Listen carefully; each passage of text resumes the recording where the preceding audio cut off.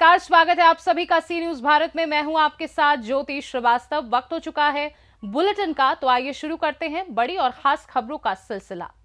गुजरात की सबसे बड़ी भगवान जगन्नाथ के 148वीं रथ यात्रा निकलने वाली है और इसलिए आज जगन्नाथ मंदिर से रथ यात्रा के पूरे मार्ग का राज्य के गृह मंत्री हर्ष संघवी ने निरीक्षण किया। उनके साथ राज्य पुलिस प्रमुख विकास सहाय, शहर के पुलिस आयुक्त GS मलिक, विधायक भूषण भाई भट्ट सहित कई नेता शामिल हुए। रथ यात्रा मार्ग के निरीक्षण के दौरान मुस्लिम क्षेत्रों में महिलाओं द्वारा भव्य स्वागत किया गया और जुलूस पर गुलाब के फूल बरसाकर राष्ट्रीय एकता का जीवंत प्रदर्शन किया गया। कई इलाकों में राष्ट्रीय एकता के साथ रथ यात्रा संपन्न होने के दृश्य देखने को मिले। वहीं दूसरी ओर हर्ष संघवी ने विमान दुर्घटना के साथ साथ रथ यात्रा के समन्वय में ड्यूटी पर तैनात गुजरात और अहमदाबाद पुलिस के अधिकारियों और कर्मियों को बधाई दी।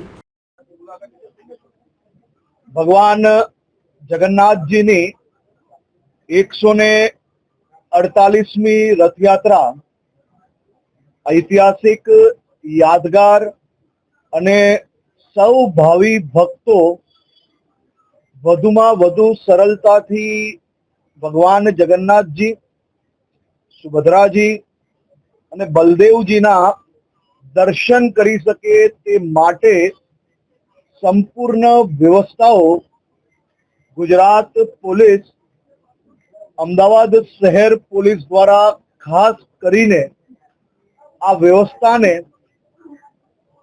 દર વર્ષે વધુમાં વધુ ટેકનોલોજી જોડે જોડવાનો પ્રયાસ કરવામાં આવી રહ્યો છે। આપણે સૌ જાણીએ છીએ કે આ રથયાત્રા એ રાજ્યની સૌથી મોટી આસ્થા તથા સૌથી મોટી વ્યવસ્થાની યાત્રા તરીકે ઓળખાય છે।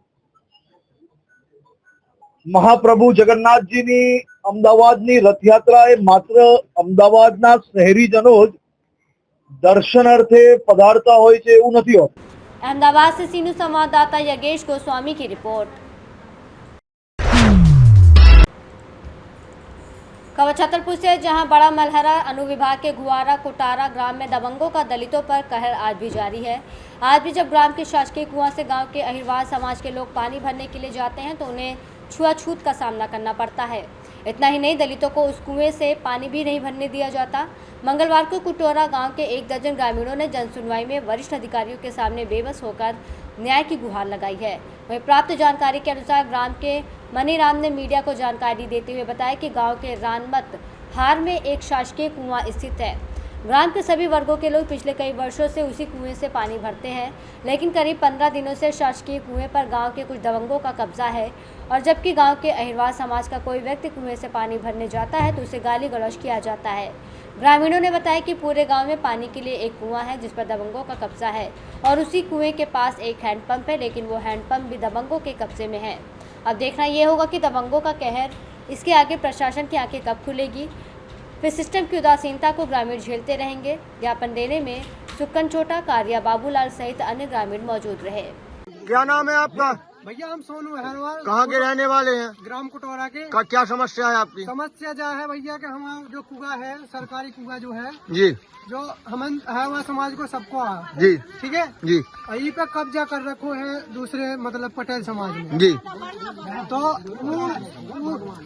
ऊ पे हमन हो ना तो पानी भरे में देता होता, जी। नहावे जात होता, हो नहावे खिलाने रोका थे होते हैं, पानी भरे में रोका। कितने दिन से समस्या हो रही है? 8 दिन हो गए हैं। छतरपुर में कलेक्टर को ज्ञापन दिया है आप लोगों ने? हाँ, नहीं दिया है। क्या मांग है आप लोगों की शासन से? वहाँ जो उन्होंने अपना कब्जा कर रखा है वो कब्जा हटाएं और उसके बाद में हमें अपना जो अच्छा, लगभग इस मोहल्ले के कितने परिवार आश्रित हैं उस कुएं से? 200 परिवार है कम से कम। चले ठीक। मैं आपका पार्वती कहाँ की रहने वाली हैं? कोटवाई की। अच्छा, क्या समस्या है आपकी? पानी के जाते हैं वहाँ तो झगड़े करते हैं। अच्छा, कौन झगड़ा करता है? खाते हैं कौन? ये भगवानिया ना, हमें जानते नहीं है नाम उनका। अच्छा, ये इसी गांव के? ये सही गाँव अच्छा, कितने लोगों को पानी नहीं भरने देते? सारे 100 आदमी को। अच्छा, क्या पूरा नाम क्या है आपका? कुआ का आपका पूरा नाम? पार्वती हरवा। अच्छा, तो पूरे अहिरवार समाज के लोगों को पानी नहीं भरने भरने देते हैं। कितने दिन हो गए इसको? 8 दिन हो गए। अच्छा, आप लोगों ने गुहारा चौकी में भी आवेदन दिया? दिया है। तो चौकी प्रभारी ने अभी तक कुछ नहीं किया? कुछ नहीं किया है उनने। चलो ठीक। क्या क्या मांग करती हैं आप सरकार से? सरकार से मांग करते हैं कि हमको जितनी हमारी इतनी जगह है, हमको भी जगह चाहिए। हमको तो बैठना है, नहाना है, धोना है, बहुटिया जाना है, और तुमने ऐसे कपड़ा डाल लिया है। अच्छा, तो पानी नहीं भरने देते हमको हो? पानी भरने के लिए मने हो रही है, और उनने हमारा जगह भी खुदे दिया है। वो और धमकी कुआ मारते हैं। सरकारी कुआ है वो? सरकारी है सर। सर, द्वारा उप थाना अंतर्गत कोटोरा गांव का मामला है। कुछ अहिरवार समाज के ग्रामीणों को पानी नहीं भरने दिया जा रहा है। शासकीय कुएं पर कुछ पटेल समाज के लोगों के द्वारा कब्जा किया गया है, ऐसा आरोप है सर। कल जन सुनवाई में कलेक्टर को आवेदन दिया था ग्रामीणों ने। क्या कुछ मामला है? ये है कोटौरा ग्राम में एक शासकीय भूमि है जिस पर एक कुआ है। वहाँ पर एक कुशवाहा समाज का भगोनी करके किसी परिस्थिति के कारण वहाँ टपरा बना दिया है, वहाँ रह रहे हैं, लेकिन वो शासकीय भूमि। इस संबंध में द्वारा में एक आवेदन दिया गया था, तो उसके संबंध में मौके पर अपन जांच की गई थी, तो उसने वो टपरा बना के रखा है। शायद कोई ऐसे जल स्तर बढ़ने की संभावना थी, वो कहीं और रह रहा था, उसका रहने की जगह नहीं थी, तो वहाँ रख दिया था। इस संबंध में मैंने तहसीलदार महोदय से चर्चा की है, जो भी अतिक्रमण संबंधी कार्रवाई है उसमें हम कार्रवाई करेंगे, लेकिन जो शिकायत दी गई है उसमें पानी भरने संबंधी या जातिगत ऐसा कुछ जिक्र नहीं है। सर, ग्रामीणों ने मीडिया को बताया कि जब वो अहिरवार समाज के लोग पानी भरने जाते हैं तब उन्हें गाली गलौज भी की जाती है, जाति सूचक सब खुल के बताया सर ग्रामीणों ने। जो भी तथ्य जांच में आएंगे हम उसमें बताएंगे। छतरपुर से सीनू संवाददाता कुलदीप सक्सेना की रिपोर्ट। खबर छतरपुर से है, जहां जिला चिकित्सालय में आसपास और दूर दराज के क्षेत्रों से प्रतिदिन हजारों लोग इलाज कराने आते हैं। पहले तो ओपीडी में डॉक्टरों के नहीं बैठने की खबरें सामने आती थी, लेकिन अब नैदानिक जांच केंद्र पैथोलॉजी जांच सेंटर के सार्वजनिक शौचालय में लगभग 15 दिनों से ताला लगा हुआ है, जिस कारण मरीजों को खुले आसमान के नीचे भारी गंदगी के बीच बाथरूम जाना पड़ रहा है। सबसे अधिक परेशानी महिला मरीजों और गर्भवती माताओं को होती है। इस गंभीर मामले में मीडिया द्वारा लगातार खबरों के माध्यम से अस्पताल प्रबंधन और जिला प्रशासन का ध्यान आकर्षित कराया गया, लेकिन हालात जस के तस बने हुए हैं। मामले में सिविल सर्जन डॉक्टर शरद चौरसिया का कहना है कि एनएचएम के उपयंत्री अंशुल खरे को कारण बताओ नोटिस जारी किया जा रहा है और जवाब तलब किया जा रहा है। जवाब संतोषजनक नहीं पाए जाने पर सख्त कार्रवाई की जाएगी। सर जी, पैथोलॉजी जांच केंद्र में ताला पड़ा हुआ है, गर्भवती माताएं परेशान हो रही हैं। पहले भी आपके द्वारा निर्देश दिए गए थे, इस संबंध में क्या कार्रवाई की जा रही है? नहीं, उसमें एक जो अंदर टॉयलेट है उसको ड्रेनेज तो रिपेयर कर दिया गया है, उसमें थोड़ा सा पानी का प्रॉब्लम है। 1-2 दिन में पानी वहाँ पे शुरू हो जाएगा। और जो सूचना आप बता रहे हैं उसके बारे में मौखिक रूप से मैंने 1-2 बार उपयंत्री को बोला है, और आज मैं लेटर इशू कर रहा हूँ कि उसमें वहाँ पर जल्दी से जल्दी वहाँ पर सारी सुविधाएँ जो हैं वो चालू करवाएंगे। भाई साहब, ये माताएं बहनें जो खुले में जा रही हैं, कभी कोई हादसा भी हो सकता है, तो कितनी गंभीर लापरवाही मानते हैं आप?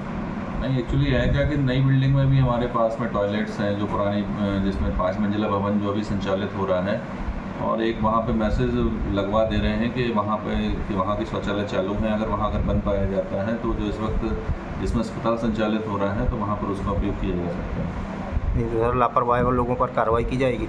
नहीं, बिल्कुल, हम नोटिस इशू कर रहे हैं और उसको जल्दी से जल्दी करवाते हैं। छतरपुर से सीनू संवाददाता कुलदीप सक्सेना की रिपोर्ट। वन पर्यावरण और जलवायु परिवर्तन विभाग ने पाकुड़ सदर प्रखंड के दुर्गापुर में 76वां वन महोत्सव कार्यक्रम का आयोजन किया। वन महोत्सव के अवसर पर सांसद विजय हांसदा, उपायुक्त मनीष कुमार, उप विकास आयुक्त महेश कुमार संथालिया, वन प्रमंडल पदाधिकारी सौरभ चंद्रा, जिला परिषद अध्यक्ष जूली किष्टमणि, हेमब्रम मुखिया, विकास गोंड ने इमारती और फलदार पौधों का रोपण किया। मौके पर लाभुकों के बीच परिसंपत्ति का वितरण सांसद और अधिकारियों ने किया। वन प्रमंडल पदाधिकारी सौरभ चंद्रा ने बताया कि इस साल पूरे जिले में 1,12,000 पौधे लगाए जाएंगे। सांसद विजय हांसदा और वन प्रमंडल पदाधिकारी सौरभ चंद्रा ने क्या कुछ कहा, आप भी सुनिए। संदेश और थोड़ा सा बड़े माध्यम से हम लोग देना चाह रहे थे कि सब लोग इसे सिर्फ सरकारी कार्यक्रम न समझा जाए, इसे जन भागीदारी के तहत हम लोग बड़े पैमाने पर वृक्ष लगाएं, क्योंकि जो दिक्कत पर्यावरण की अभी हो रही है वो आप सब हम लोग सबको समझ रहे हैं। जिस तरह से गर्मी बढ़ रही है, पानी का जल स्तर नीचे जा रहा है, बारिश आपका जो है समय परिवर्तन हो गया है, तो इन सभी चीज़ों को अगर सुधारना होगा तो जल का संरक्षण, ज़्यादा से ज़्यादा वृक्ष लगाना, इन सभी चीज़ों पे हम लोग को बहुत बड़े पैमाने पे काम करना होगा। और सिर्फ ये सरकार की तरफ से नहीं, ये पूरे जनमानस को हम लोग को लग करके सरकार के साथ मिल करके कार्य करना होगा, तभी जा करके इन सभी चीज़ों में सुधार हो सकता है। सर जैसा कहा गया कि आने वाले से अभी हम लोगों ने कार्यक्रम कोशिश की कि हर एक जिला के कुछ कुछ जगहों पे अभी जैसे 3 कार्यक्रम अभी हुए, इसके बाद इसे हम प्रखंड लेवल पे और पंचायत लेवल पे, क्योंकि ये कार्यक्रम सिर्फ एक आज का नहीं, अब 3 दिन का लगातार हम लोगों ने किया। फिर आपका साहेबगंज में भी इस तरह से कार्यक्रम करेंगे और ये बारिश के मौसम में लगातार ये अभी कार्यक्रम चलता रहेगा ताकि ये वृक्षारोपण का कार्यक्रम रुके नहीं। और जिस तरह से हमने कहा कि निज व्यक्ति भी अपने निज जमीन पर अगर लगाना चाहते हैं तो वो भी वन विभाग के डीएफओ साहब से मिलकर के अपना आवेदन देकर के वृक्ष ले सकते हैं और लगा सकते हैं। वन भूमि पर 1,12,000 पौधे लगाने का लक्ष्य रखा गया है, जिसमें नदी के किनारे 5 किलोमीटर, नहर के किनारे 22 किलोमीटर, इसके अतिरिक्त वन भूमि में लगभग 200 हेक्टेयर से ऊपर वृक्षारोपण किया जाएगा। सबसे महत्वपूर्ण बात है, इस बार रैयती ज़मीन पर, निजी ज़मीन पर पौधा लगाने का काम मुख्यमंत्री जनवन योजना के तहत बृहद तौर पर किया जाना है। इसमें लगभग 1500 एकड़ से ऊपर पौधा लगाया जाएगा।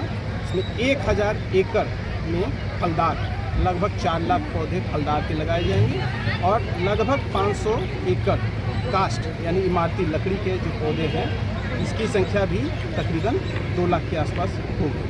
सर जैसा आपने कहा, ये जो कार्यक्रम है, जैसा अभी आपने देखा कितनी अच्छी आपसी समन्वय के साथ जिला प्रशासन के साथ हम लोगों ने संपादित किया है परिसंपत्ति वितरण को लेकर। इसी तरह से वृक्षारोपण कार्यक्रम या अन्य जो भी योजना जो ब्लॉक लेवल पे, पंचायत लेवल पे कोई भी कार्यक्रम होगा, वहाँ पौधा वितरण के साथ साथ पौधा लगाने की योजना को भी हम लोग संपादित करेंगे। सर ये प्रत्येक देखिए, अगर आप रिपोर्ट पिछले भारतीय वन सर्वेक्षण का आप देखते हैं तो पिछला वर्ष ना कहते पिछले 2 वर्षों में पाकुड़ में वनों का घनत्व बढ़ा। निसंदेह इसमें हम लोग का जो वन रोपण का कार्य लिया जाता है, इससे कहीं ना कहीं इसका लाभ देखने को मिल रहा है। साथ ही साथ ये भी है कि जो पिछले वर्ष जो हम लोगों ने वृक्षारोपण किया था तकरीबन 80,000 पौधों का, इसको बढ़ा करके हम लोगों ने वन भूमि में 1,12,000, उसी तरह से रैयती में जहाँ पर हम लोगों ने लगाया था लगभग 1 लाख पौधे, उसको इस साल लगभग 6 लाख पौधे लगाने का हम लोगों ने लक्ष्य रखा है। तो ना सिर्फ वन भूमि पर भी, वन भूमि के बाहर भी रैयती ज़मीन पर भी वृक्षारोपण को प्रोत्साहित किया जाए और साथ ही साथ इसको आम जनों से जोड़ते हुए इसको जन सहभागिता का एक मूर्त स्वरूप दे सके, इसका यही हमारा। पाकुड़ से सी न्यूज़ संवाददाता पंकज भगत की रिपोर्ट। पूर्व सफाई कर्मचारी तुकाराम कोल्हे का निधन ड्यूटी पर कार्यरत रहते हुए हुआ था। उनके निधन के बाद उनकी पत्नी मीनाक्षी कोल्हे ने शासन के नियमों के अनुसार वारिस के रूप में सफाई कर्मचारी पद पर नियुक्ति की मांग की। इस संबंध में वो पिछले कई महीनों से लगातार प्रयास कर रही हैं। वहीं बता दें कि लाल समिति की सिफारिशों और संबंधित आदेशों के अनुसार उन्हें ये नियुक्ति मिलनी अपेक्षित थी, लेकिन अब तक नगर परिषद प्रशासन की ओर से कोई निर्णय नहीं लिया गया। इससे त्रस्त होकर मीनाक्षी कोल्हे ने 24 जून 2025 से आमरण अनशन शुरू कर दिया है। उनके इस अनशन के चलते उनके परिवार पर भूख मरने की नौबत आ गई है। उन्होंने प्रशासन से तुरंत न्याय की मांग की है। जाधव, मी काशीनाथ जाधव, सरचिटणीस जिल्हा स्वच्छता कामगार संघटना परभणी शहर महानगर परभणी सचिव आहे। तुळशीराम तुकाराम कोल्हे हे 2001 कायमस्वरूपी नोकरीला होते। ते माझ्या संघटनेचे सभासद होते। ते मयत झाल्यानंतर त्यांचा मुलगा नामे मारुती दुसरा कोल्हे यांना नोकरी मिळण्यासाठी आम्ही अर्ज केला। कार्यालयीन दिरंगाई झाल्यामुळं त्यांना नोकरी नाही मिळाली, त्याचं वय यजबार झालं। त्या काळातले तत्कालीन अधिकारी यांनी सांगितलं, तुळशी कोल्हे तुमचे वय झाले, तुम्हाला नोकरी देता येत नाही, तुम्ही काय करा, घरातलं नोकरी करा, कोणी असेल तर नोकरीचा अर्ज करा। तुळशीराम मारुतीने त्याच्या पत्नीची शिफारस केली नामनिर्देशित आणि तिचा अर्ज करायला सांगितलं। त्या बाईचं वय यजबार होईपर्यंत कार्यालयानं कारवाई केली नाही। त्या बाईचं वय यजबार झालं। आज त्या बाईला सांगतात की तुमचं यजबार झालं, तुम्हाला नोकरी देता येत नाही। हा त्यांचा अन्याय होत आहे। म्हणून त्यांनी कायदेशीर इथं आम्हाला सुरू केलं आहे। शासनानं जबाबदारी स्वीकारली, कोर्टाने निर्देश दिलेत। या स्थगितीमुळे किंवा अनेक अडचणीमुळे, कार्यालयीन दिरंगाईमुळे जर कोणाचं वय गेलं असेल त्याचा विकल्प रोखण्यात येऊ नये असे निर्देश आहेत। तरीसुद्धा महानगरपालिका आमच्या कारवाईवर आणि मीनाक्षी मारुती कोल्हे यांना नोकरी देण्याला टाळाटाळ करत आहे। त्यामुळं मी आपल्यासमोर ही सविस्तर हकीकत मांडली आहे, तर त्यांना न्याय मिळवून देण्यासाठी या ठिकाणी आम्हाला उपोषण केलेलं आहे। आपण त्यांची बाजू व्यवस्थित मांडावी आणि त्यांना कायदेशीर शासन निर्णयानुसार न्यायालय निर्णयानुसार नोकरी मिळावी आणि त्यांची कुटुंबाची उपासमार दूर व्हावी। आज त्याच्या उपोषणामुळं त्यांच्या मुलाबाळाच्या शिक्षणावर परिणाम होत आहे, त्याच्या कौटुंबिक परिणाम होत आहे। आज ते सतत नोकरीसाठी कार्यालयात चक्रा मारत आहेत। तर शासनाने याची कुठेतरी दखल घ्यावी आणि त्यांना न्याय द्यावा अशी माझी विनंती आहे। परभनी से सी न्यूज़ संवाददाता कुमार सालेगाकर की रिपोर्ट। फिलहाल के लिए इस बुलेटिन में बस इतना ही। देश दुनिया की बाकी खबरों को जानने के लिए आप देखते रहिए सी न्यूज़ भारत।